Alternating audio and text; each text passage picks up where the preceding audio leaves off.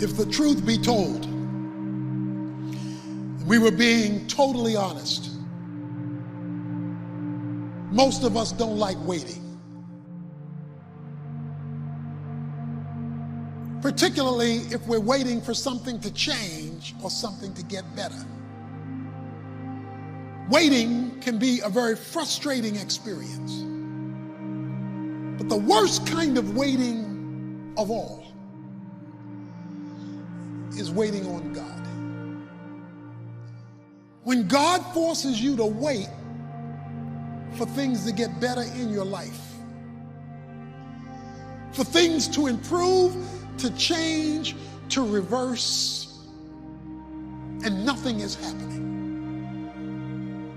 And yet, over and over again in the Bible, we're told to wait on the Lord. The most difficult place for you to be in life is in God's waiting room. In God's waiting room. Some of you are in God's waiting room right now. What is God's waiting room? When you're in a hurry for something to happen and God isn't. That's God's waiting room. Some of you are in a hurry to graduate. Some of you are in a hurry to get married. Some of you are in a hurry to start a family. Some of you are in a hurry to launch a new business, to close a big deal. Some of you are in a hurry for a big goal, a big dream, a big accomplishment. Some of you are in a hurry for all kinds of different things, and God isn't. And one reason we get in a hurry is we think we're falling behind.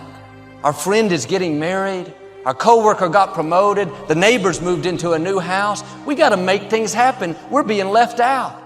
Well, here's the key. What has your name on it will not go to anyone else. We don't like to trust somebody else's timing. Why? Because we lose control.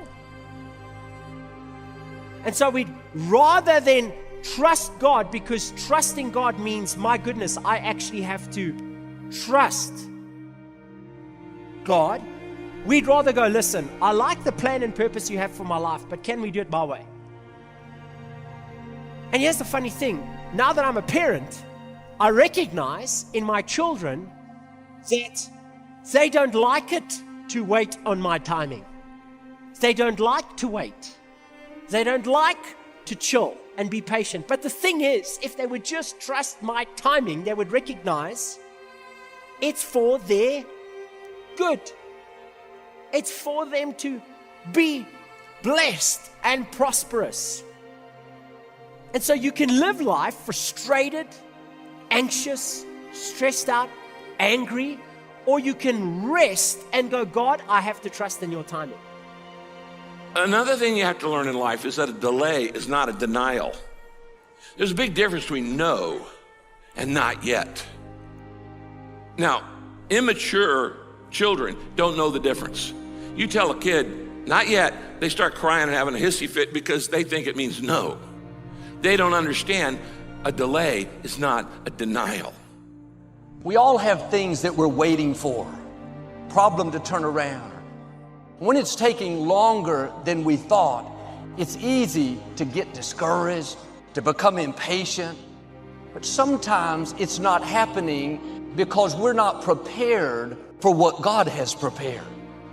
You need more time to grow, to develop, to gain experience.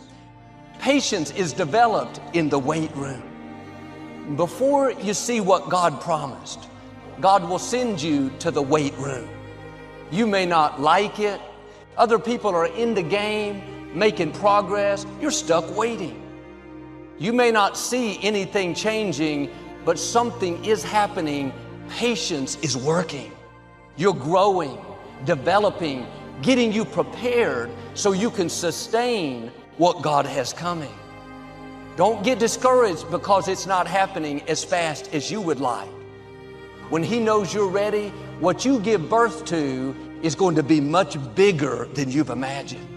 Maybe you've been praying, being your best, but you don't see anything changing. Have a new perspective. You're in the wait room. You're not falling behind. God has you right where He wants you.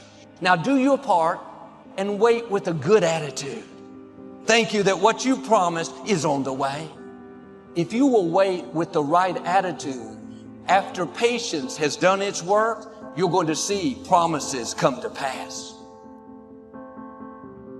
Don't allow a moment of agony to make you draw a conclusion about life prematurely. Because if you just keep on walking with God, God has a way of making everything all right. But He warns us that the steps of a good man are ordered by the Lord. Now, the term steps implies process. Means it's going to take a while. Because a blessing given too soon is not a blessing at all. I can give my son the car keys now, but had I given it to him when he was 5, it would not have been a blessing at all. He can't handle it. So would I be a good father if I gave him a good thing too soon? Sometimes my goodness is proven by my ability to say not yet. You see, while you're working on your project, your goal, your dream, your vision, God's working on you. And God's much more interested in you than in what you're trying to accomplish. Because you're not taking your accomplishments to heaven, but you are taking your character. And sometimes God says, yeah, I intend to give you what I've promised you. I intend to answer that prayer. I intend to fulfill the vision, but you're not ready yet. I want you to grow, and when you're ready, then it's going to happen. And I'll admit, I don't like to wait. I like to make progress. I like to get things done. But I've learned some things take time. So much is developed in the process. When you're doing the right thing, but nothing's changing, remember, something is happening. You're growing. You may not like it, but you can't bypass the process. David said, God, my times are in your hands. I not only trust your ways, but I trust your timing. When I'm ready, when I can handle it, you will take me to new levels of my destiny.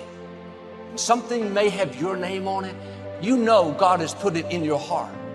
But if it happens too soon, the blessing will become a burden. Sometimes God proves His love to us by what He's not letting us have. We just have to spend more time in the weight room, growing, learning to trust God, learning to keep a good attitude when things aren't going our way. The sooner we pass these tests, the sooner God will release what belongs to us. You can never lose faith. When you don't see no way how, you have to buckle down and keep believing. God is always coming. The moment you ask God for something, He boxes it up and He ships it to you. It's going to come. He just don't tell you when.